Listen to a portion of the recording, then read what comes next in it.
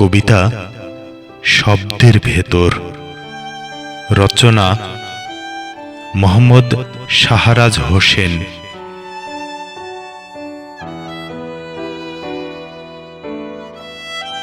ধবধবে সাদা খাতায় কাঠ পেন্সিল দিয়ে যখন আঁকিবুকি করছিলাম নানান ধরনের কিছু কঠিন শব্দ, অর্থ না বোঝার কারণে ক্ষোভে দস্যুর মতো খুন করি প্রত্যেকটি শব্দ।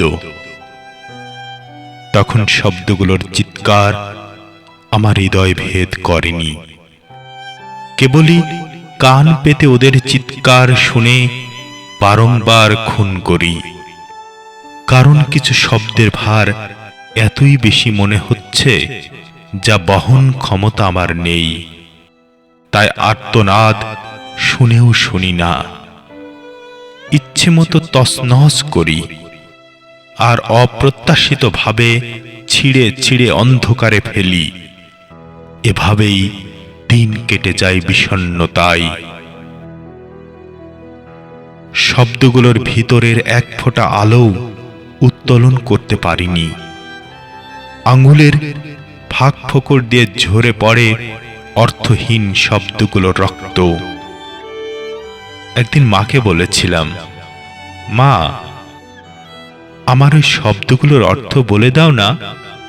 ও মা, দাও না একবার বলে। মা বলল, খোকা আমার, আরো বড় হও। এই বলে মা ঘর গৃহস্থালির কাজে কোথায় যেন চলে গেল।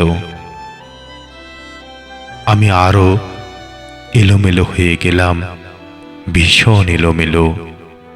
তবু একাকী খুঁজতে লাগলাম অসম্ভব কঠিন শব্দগুলোর অর্থ। কঠিনের মুখে চুমু খেয়ে বললাম, আমাকে উদ্ধার করো। হঠাৎ মা এসে বলল, খোকা আমার, তোমার দুঃখ কি আমি বুঝি না?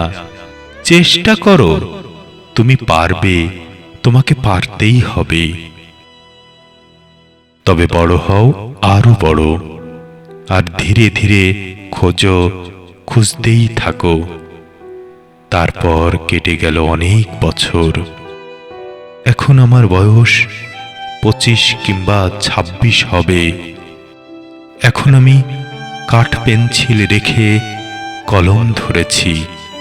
এখন আমার অনেক শব্দ মুখস্থ, এখন আমার অনেক শব্দ আয়ত্তে।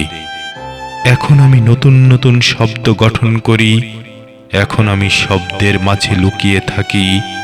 এখন আমি শব্দের ভিতরে দিন রাত হাঁটু গেড়ে বসে থাকি। এখন আমার কোনো রকম বিষণ্ণতা নেই। এভাবেই ঘুরি ফিরি শব্দের ভিতর।